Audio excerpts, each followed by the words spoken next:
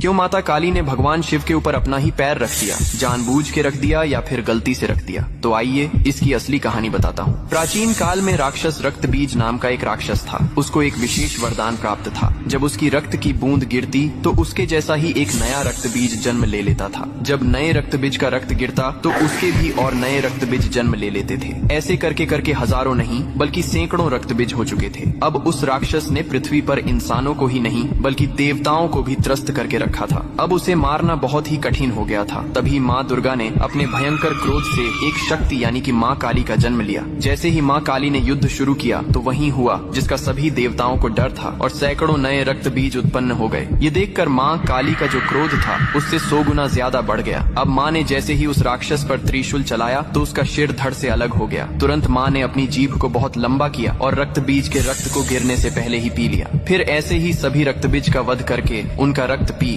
कर उनका क्रोध अब 100 गुना से 200 गुना बढ़ गया था। धरती कांपने लगी थी, समुद्र मथने लगे थे, देवता भयभीत होकर इधर उधर भागने लगे थे। तब देवताओं ने भगवान शिव से प्रार्थना की, हे महादेव, आप ही माता काली के संताप को शांत कर सकते हैं। शिव ने देवताओं की पुकार सुनी और माँ काली के सामने युद्ध भूमि में पहुंच गए। लेकिन माँ अपने तांडव में इतनी लीन थीं कि उन्होंने शिव को भी नहीं देखा। तभी भगवान शिव ने स्वयं माता के चरणों में लेट गए। जैसे ही माँ काली का पैर अनजाने में शिव के सीने पर पड़ा, तुरंत उनका क्रोध शांत हो गया। उन्होंने नीचे देखा तो अपने प्रिय पति शिव थे। यह देखकर उनकी जीभ शर्मिंदगी से बाहर निकल आई। इसके बाद शिव ने मुस्कुराते हुए कहा, हे माँ, तुम्हारा यह रूप सृष्टि के संतुलन के लिए था, लेकिन यह रूप अब धरती पर बहुत धाम धूम से पूजा जाएगा। यही